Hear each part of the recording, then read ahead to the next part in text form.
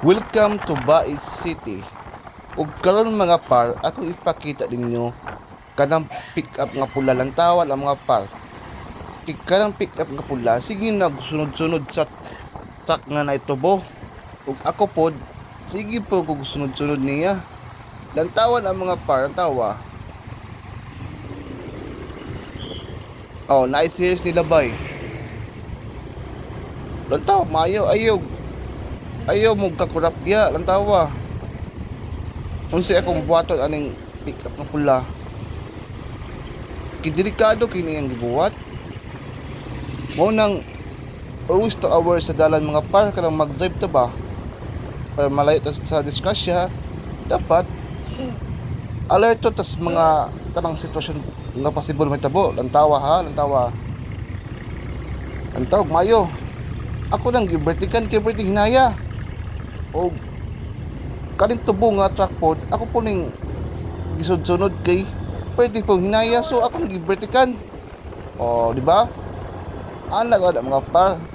Kung na may makit-an nga truck nga una ninyo, kung na may chance nga maobertikan, inyo na obertikan para pauna mo niya kay delikado pag sige mo og kuan. Sunod niya kay ang aso pwedeng bahua o abog kayo. O di ba? Para hapsay ang ato magbiyahe, ito wala. O ang tawa o sweet kaayo ni mag-uyab.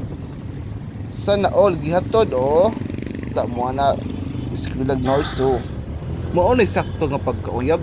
Kung kamo mga par na may uyab ng isawa, inyo nang ihatod ba para safe siya pag-abot sa iyang trabaho, siyang pag-eskwela.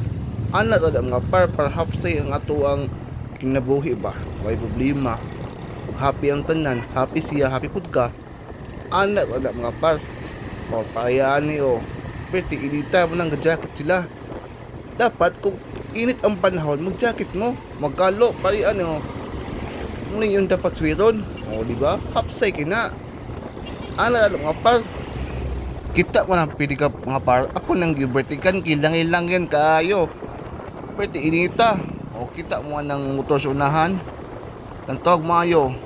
Ang tawa. Ako po nang gibertikan.